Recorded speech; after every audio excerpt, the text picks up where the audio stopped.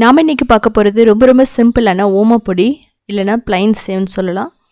எப்படி சிம்பிளாக பண்ணுறதுன்னு பார்க்கலாம். இதுக்கு தேவையான பொருட்கள் கொடுத்துருக்கேன், நீங்கள் பார்த்து தெரிஞ்சுக்கலாம். ரொம்ப கிறிஸ்பியாக ரொம்ப பர்ஃபெக்டாக 1 month வரைக்குமே இது கெட்டு போகாமல் இருக்கும். எப்படி செய்கிறதுன்னு பார்க்கலாம். அதுக்கு ஓமம் 1 tablespoon எடுத்துகிட்டு நல்ல சுடு தண்ணி ஊற்றிட்டு ஒரு 10 minutes ஊற வச்சிடலாம். இதுக்கப்புறம் கடலை மாவு 2 கப் எடுத்துக்கலாம். நம்ம நல்லா சளிச்சிக்கலாம். இதில் பார்த்திங்கன்னா கட்டியெல்லாம் இருக்கும். நீங்கள் டைரெக்டாக போடுறதுனாலும் போடலாம், இல்லைனா சளிச்சும் போடலாம். ஸோ இந்த ஸ்டெப்பு பார்த்திங்கன்னா உங்களுக்கு ஆப்ஷனல் தான்.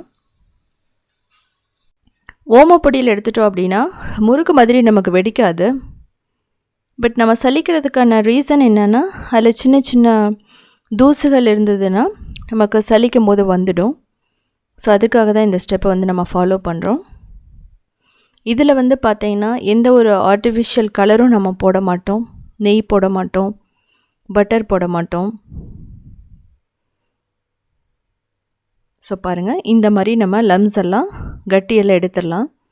இதுக்கப்புறம் பெருங்காயம் ஒரு 1/2 teaspoon இல்லை 1 tablespoon, 1 teaspoon, உப்பு தேவையான அளவு, மஞ்சள் தூள், மிளகாய் தூள், அதுக்கப்புறம் அரிசி மாவு 1 tablespoon போட்டுக்கலாம். இதெல்லாம் முதல்ல நல்லா மிக்ஸ் பண்ணிக்கணும். உங்களுக்கு ஃப்ளேவர் வேணும்னு நீங்கள் எக்ஸ்ட்ரா ஃப்ளேவர் கூட கலந்துக்கலாம். ஸோ இப்போ தண்ணி ஊற்றுறதுக்கு பதிலாக முன்னாடி நம்ம ஓமம் ஊற வச்ச வாட்டரை நம்ம இதில் ஊற்றுறோம். ஓமம் ஊற வச்ச தண்ணியை நல்லா வடித்து இதில் ஊற்றிடுறோம் முதல்ல. ஸோ அதை மிக்ஸ் பண்ணிவிட்டு கொஞ்சம் கொஞ்சமாக தண்ணி ஊற்றிட்டு நம்ம ஒரு நல்ல சாஃப்டான டோ மாதிரி கொண்டு வரணும். அதாவது எப்படி இருக்குன்னா, நமக்கு முறுக்குக்கு பிசையிறதை விட கொஞ்சம் ஸ்டிக்கியாக இருந்தால் கூட ஓகே, ஒன்றும் பிரச்சனை இல்லை. நல்லா பிசைஞ்சு எடுத்துக்கணும்.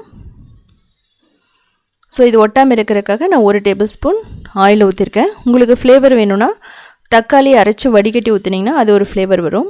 புதினா, கொத்தமல்லி, அதுக்கப்புறம் பெப்பர். ஸோ பெப்பர் பவுடர், மிளகு பொடி போட்டிங்கன்னா அது ஒரு மாதிரி ஃப்ளேவர் நல்லாயிருக்கும். இதுதான் பார்த்தீங்கன்னா ஓமப்பொடி மோல்டுன்னு சொல்லுவாங்க. ரொம்ப சின்னதாக இருக்கும் அதனோட கண்ணு.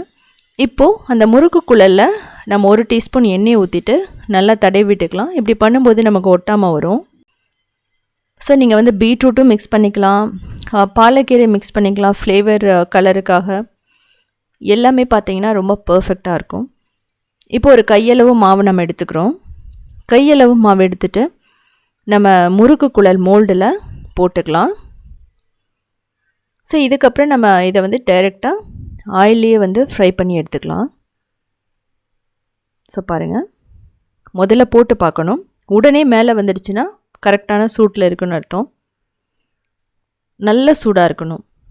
நீங்கள் லோ ஃப்ளேம்லலாம் வச்சிங்கன்னா சொதன்னு ஆகிடும். எண்ணெயை அப்படியே அப்சர்வ் பண்ணிக்கும். ஸோ அதனால் நல்ல சூடான ஆயிலில் போட்டுட்டு மீடியம் டு ஹையில் வச்சுட்டு தான் நம்ம எப்போவுமே ஃப்ரை பண்ணணுதையே. இதுக்குமே பார்த்தீங்க அப்படின்னா ஒரு 2 நிமிஷத்துக்குள்ளேயே 2 பக்கமே நல்லா வெந்துடும். இங்கே பாருங்கள், இப்படி ஆயில் சத்து அடங்கினோடனே நம்ம எடுத்துடலாம். திருப்பி போட்டுட்டு 2 பக்கம் ஃப்ரை பண்ணோடனே ஆயில் சத்து அடங்கிடும், நம்ம எடுத்துடலாம். இது பார்த்திங்கன்னா ரொம்ப ஈஸியான மெத்தடு. இதிலேயே நீங்கள் ரிப்பன் பக்கோடா, முறுக்கு எல்லாமே ட்ரை பண்ணலாம், ரொம்ப நல்லாயிருக்கும். ஸோ இதே மாதிரியே நம்ம நெக்ஸ்ட்டும் ஃப்ரை பண்ணி எடுத்துக்கலாம். இந்த ஓமப்பொடி பார்த்திங்கன்னா எண்ணெய் குடிக்காது. நீங்கள் கரெக்டான மாவு பிசைஞ்சிட்டிங்கன்னா ஆயிலை அப்சர்வ் பண்ணிக்காது. ஸோ முதல்ல நீங்கள் பிழிஞ்சு விட்டோன்னே அப்படியே விட்டுருங்க. ஸோ அதுக்கப்புறம் கொஞ்சம் நேரத்துக்கு அப்புறம் தான் நம்ம என்ன பண்ணணும்னா திருப்பி விடணும். ஸோ பாருங்கள், ஆயில் சத்து அடங்கி 2வதும் நமக்கு ரெடி ஆகிடுச்சு. இதே மாதிரி நம்ம எல்லாத்தையும் பொரிச்சு எடுத்துக்கலாம். ஸோ ரொம்ப பர்ஃபெக்டான ஓமப்பொடி ரெடி ஆகிடுச்சு. ஸோ இதை செஞ்சு பார்த்துட்டு எப்படி இருந்துச்சுன்னு சொல்லிவிட்டு கமெண்ட் பண்ணுங்கள். இன்னும் என்ன ஃப்ளேவரில் உங்களுக்கு போடலாம் அப்படின்னு சொல்லிவிட்டு நீங்கள் கமெண்ட் பண்ணுங்கள். ஸோ நான் கூடிய சீக்கிரமாக அந்த வீடியோவை நான் போடுறேன்.